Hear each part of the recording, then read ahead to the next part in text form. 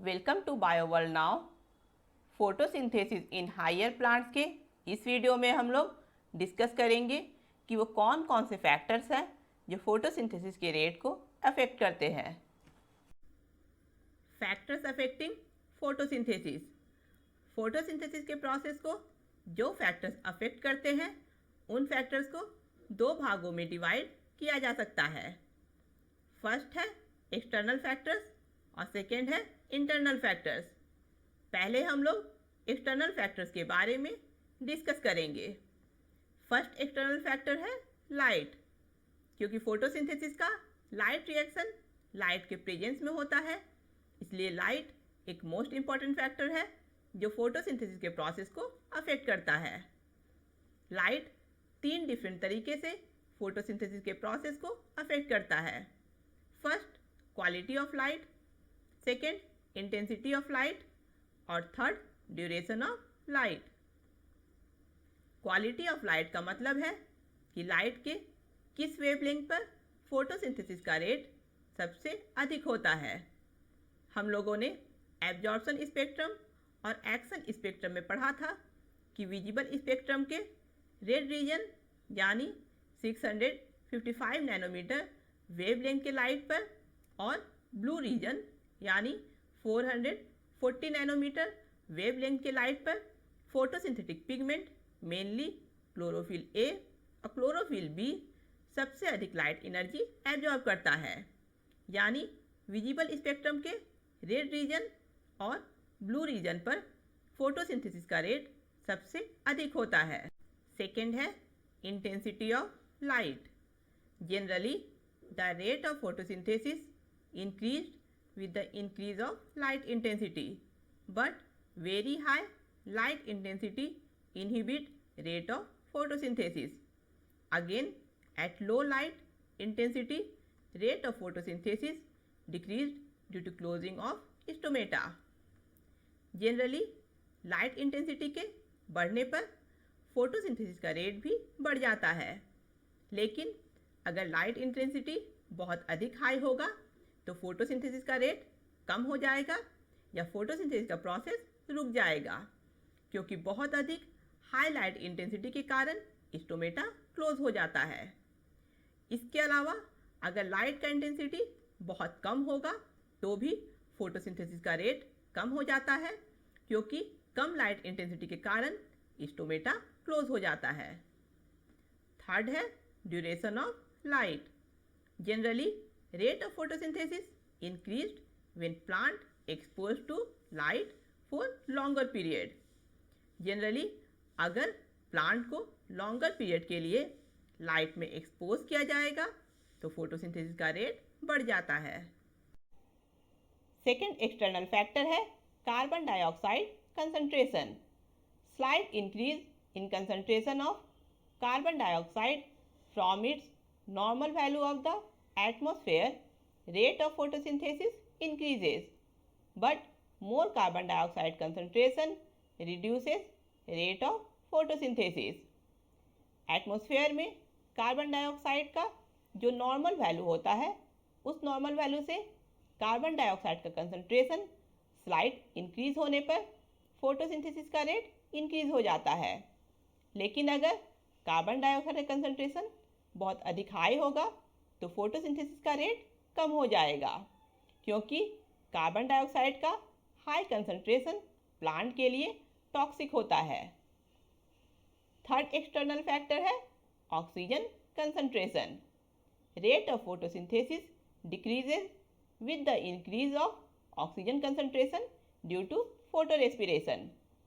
Oxygen का concentration increase होने पर फोटोसिंथेसिस का रेट कम हो जाता है, क्योंकि अगर ऑक्सीजन का कंसंट्रेशन अधिक होगा तो प्लांट में फोटो रेस्पिरेशन होगा।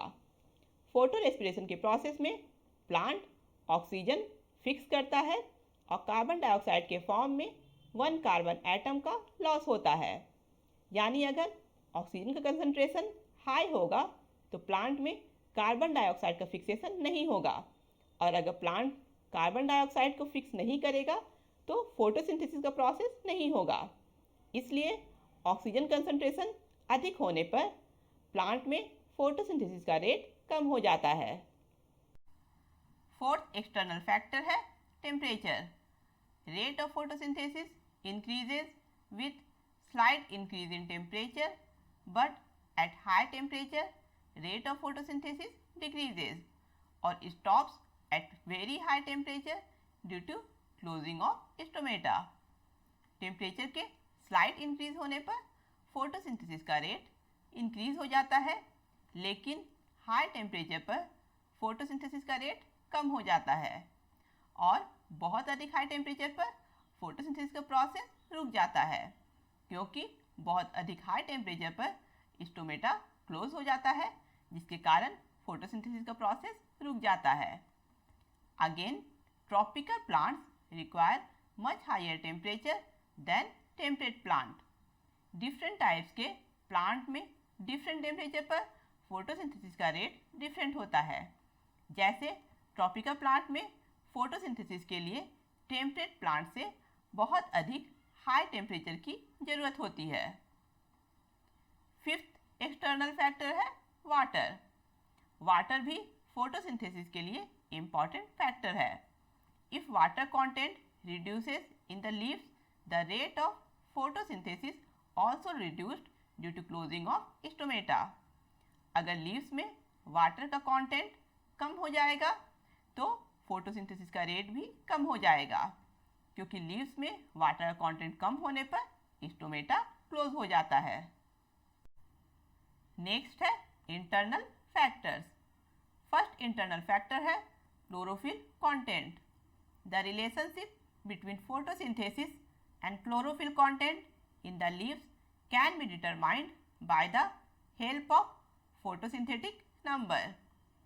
फोटोसिंथेसिस और लीव्स में प्रेजेंट क्लोरोफिल कंटेंट के बीच के रिलेशनशिप को फोटोसिंथेटिक नंबर के हेल्प से डिटरमाइन किया जा सकता है।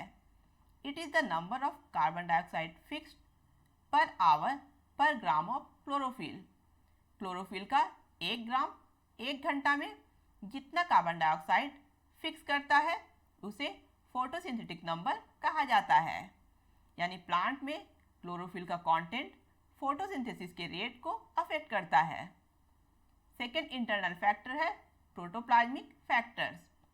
Water content and various enzymes present in the protoplasm. Therefore protoplasm plays an important role in photosynthesis.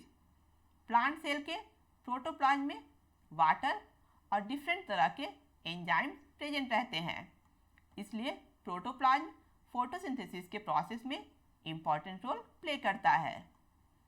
Third internal factor है anatomical structure of leaves.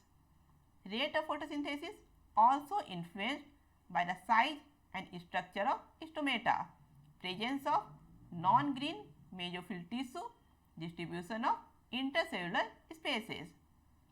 Leaves के एनाटॉमिकल स्ट्रक्चर जैसे stomata का साइज और structure, presence of non green mesophyll tissue और intercellular space का distribution भी photosynthesis के rate को अफेक्ट करता है। नेक्स्ट वीडियो में हम लोग कार्डिनल पॉइंट और प्रिंसिपल ऑफ लिमिटिंग फैक्टर्स के बारे में डिस्कस करेंगे।